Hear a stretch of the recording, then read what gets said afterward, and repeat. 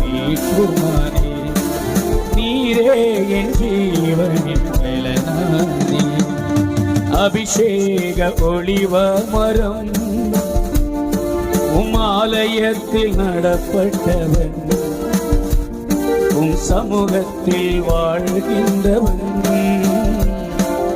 அன்பையே நம்புவன்